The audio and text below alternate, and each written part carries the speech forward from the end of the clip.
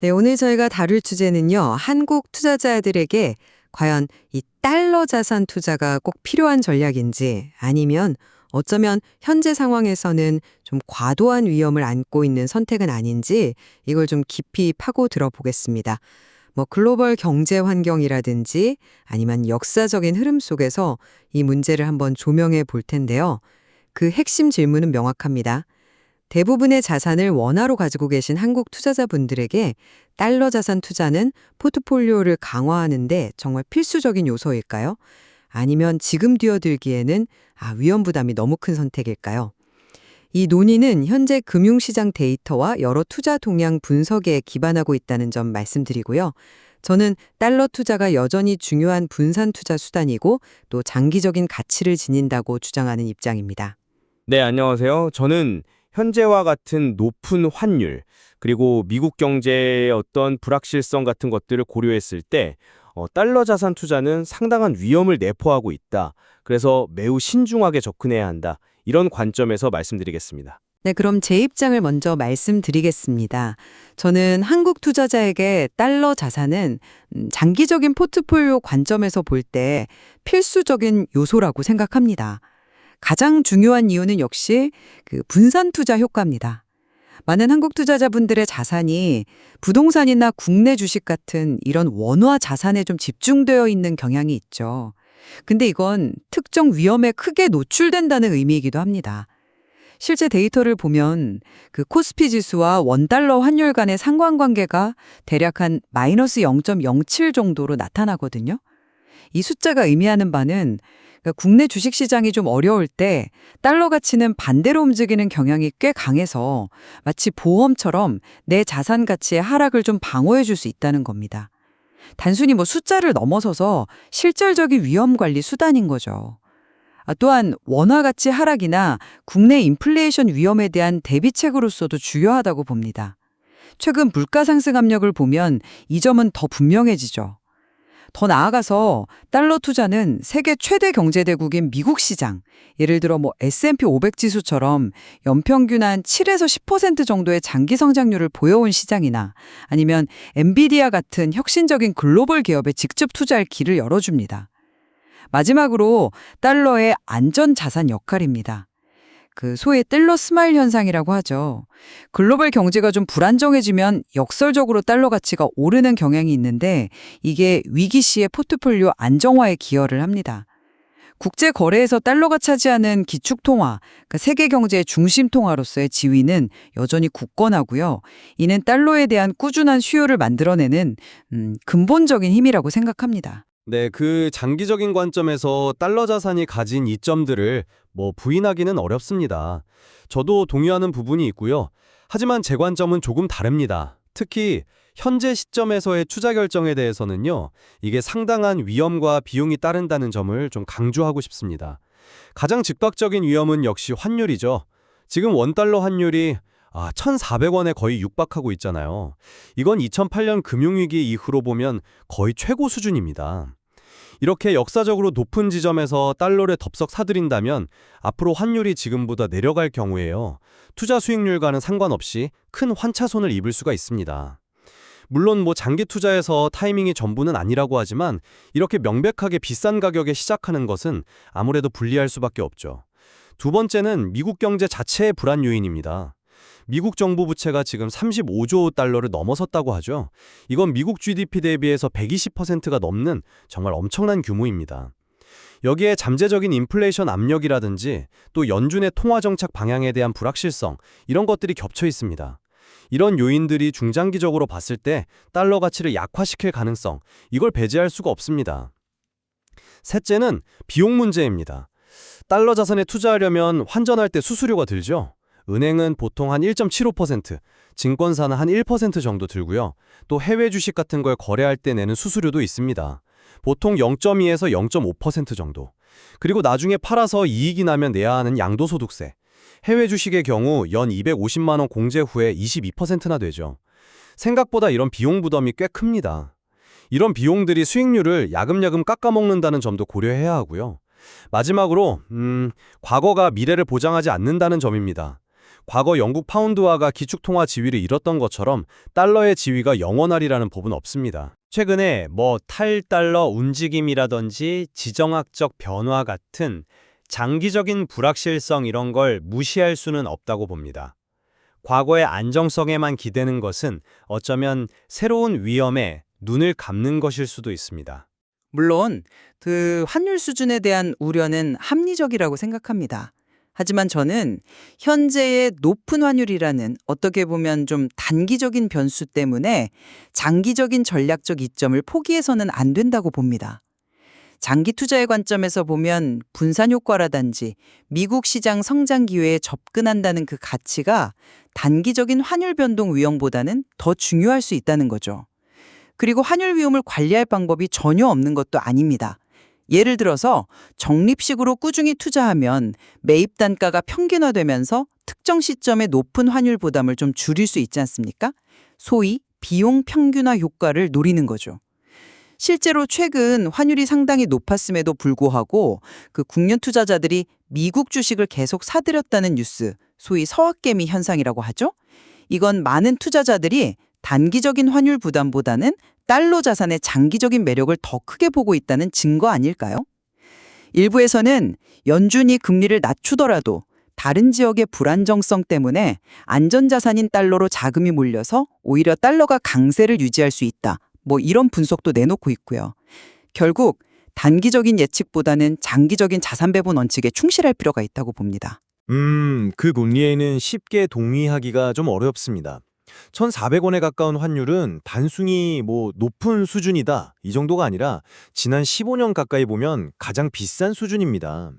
역사적 데이터를 보면요. 이런 고점에서 달러를 매수했을 때 이후에 환차손을 볼 가능성이 통계적으로 높다는 점을 무시할 수가 없습니다. 장기 투자라고 해서 아무 가격에나 사도 된다 이런 의미는 아닐 겁니다. 오히려 지금처럼 높은 가격은 진입 자체에 신중해야 할 강력한 신호일 수 있다는 거죠. 일부 전문가들은 환율이 한 1,200원대 정도로 좀 내려왔을 때 그때 분할 매수로 시작하는 것이 합리적이다 이렇게 제안하기도 합니다. 말씀하신 적립식 투자가 위험을 줄여주긴 하지만 그것이 고점 매수의 위험을 완전히 상쇄하는 만능 해결책은 아니라고 봅니다. 어쩌면 현재 달러 투자는 비싼 보험료를 내고 보장 내용이 불확실한 보험에 가입하는 것과 같을 수 있다 이런 비판도 가능합니다. 유학자금이나 해외여행 경비처럼 당장 달러가 필요한 경우와 순수한 장기 투자 목적은 좀 구분해야 한다고 생각하고요. 지금 같은 시기에 무작정 달러 자산을 늘리는 것은 자칫 묻지마 투자가 될 위험이 있습니다. 네, 환율에 대한 시각 차이는 분명히 존재하는 것 같습니다. 하지만 달러와 미국 경제의 어떤 근본적인 힘을 다시 한번 생각해 볼 필요가 있다고 봅니다. 달러가 세계 기축통화라는 사실은 변하지 않았습니다. 전 세계 중앙은행 외환 보유고의 약 60%가 여전히 달러 자산이고 국제 무역 결제의 대부분 또 원유 거래, 이른바 페트로달러 시스템이라고 하죠. 이런 데서 달러는 핵심적인 역할을 하고 있습니다. 물론 유로나 위안화 같은 통화들이 있지만 달러를 대체할 만큼의 어떤 신뢰도나 유동성, 금융 시스템의 깊이를 갖추었다고 보기는 아직 어렵습니다. 이런 네트워크 효과와 시스템의 관성 때문에 달러의 지위는 쉽게 흔들리지 않을 겁니다. 또한 미국 경제는 여러 도전에 직면해 있긴 하지만 혁신 영리안이나 회복력 측면에서 보면 여전히 다른 주요국들보다는 상대적으로 강한 모습을 보여주고 있습니다. 앞서 언급했던 달러 스마일, 즉 위기 시에 오히려 달러 가치가 오르는 현상은 이러한 달러의 독특한 지위를 반영하는 결과라고 생각합니다. 네, 설득력 있는 설명입니다만 그 안정성이라는 것이 과연 미래에도 계속 유효할지 저는 의문을 제기할 수밖에 없습니다. 말씀하신 미국의 구조적인 문제, 즉 35조 달러가 넘는 정부 부채와 만성적인 쌍둥이 적자, 그러니까 재정 적자와 무역 적자가 동시에 발생하는 문제요. 이건 분명히 장기적으로 달러 가치의 부담 요인입니다.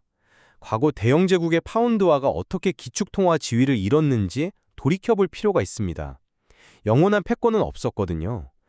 게다가 최근 러시아 우크라이나 전쟁 이후에 좀 가속화되는 경향을 보이는 일부 국가들의 탈달러 움직임이라든지 브릭스 국가들의 자체 결제 시스템 구축 시도, 또 중앙은행 디지털 화폐 CBDC의 등장 가능성 같은 것들은 달러 중심 체제의 균열을 낼 수 있는 잠재적인 변수들입니다. 과거의 데이터나 현재의 지위에만 안주하는 것은 이러한 변화의 흐름을 놓칠 우려가 있습니다. 그리고 연준의 통화 정책 자체가 불확실성의 원인이 되기도 합니다. 금리 인상이나 인하 결정 하나하나가 글로벌 자금 흐름을 뒤흔들고 달러 가치의 큰 변동성을 야기하지 않습니까? 미국의 안정성이란 게 절대적인 것이 아니라 상대적인 개념일 뿐이고 그마저도 언제든 흔들릴 수 있다는 가능성을 염두에 두어야 합니다. 흥미로운 반론입니다.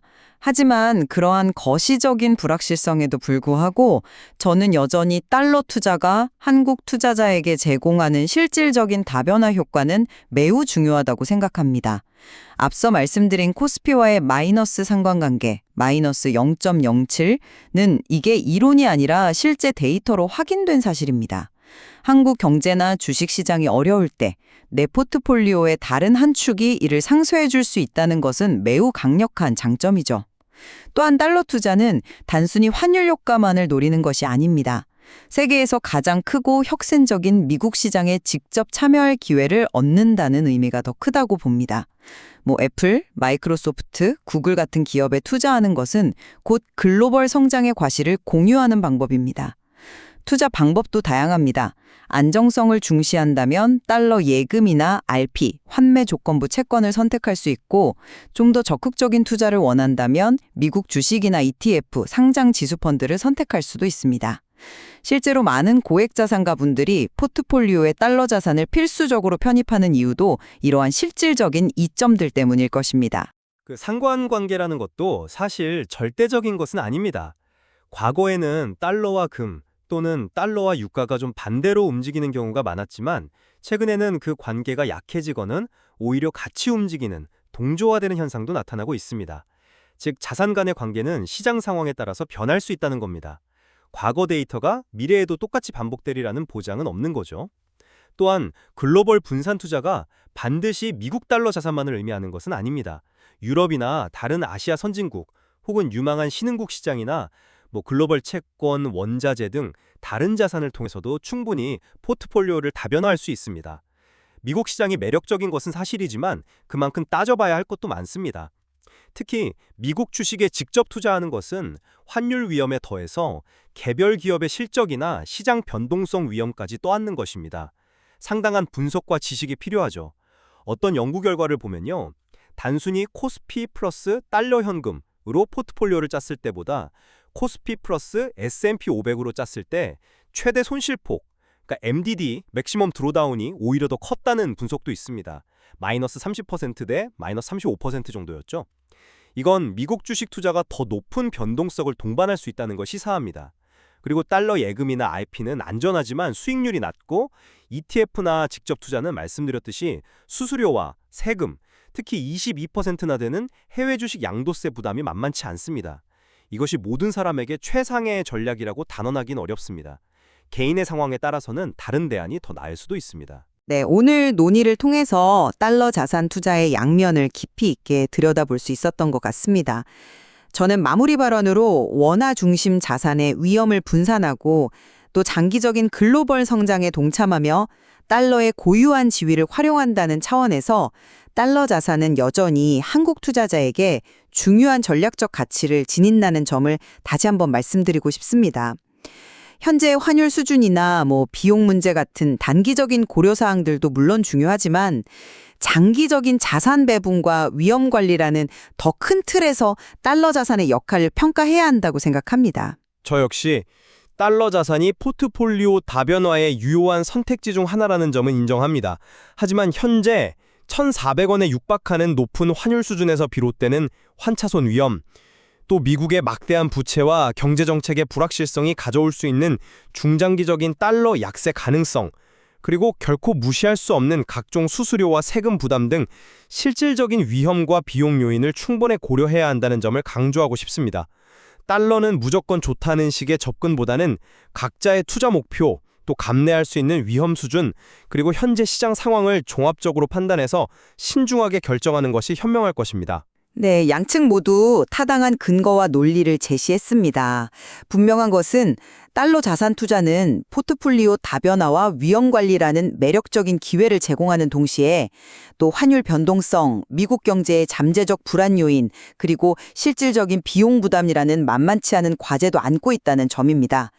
어떤 선택이 최선인지는 결국 투자자 개인의 상황, 목표, 그리고 위험 성향에 따라 달라질 수밖에 없을 것입니다. 오늘 저의 논의가 청취자 여러분께서 이 복잡한 문제를 좀 다각도로 이해하시고 또 자신만의 투자 원칙을 세우는데 조금이나마 도움이 되었기를 바랍니다. 맞습니다. 투자의 세계에서 유일한 정답은 없으니까요. 다양한 관점을 경청하고 또 비판적으로 검토하는 과정 자체가 중요하다고 생각합니다. 오늘 함께 깊이 있는 이야기를 나눌 수 있어서 의미 있었습니다.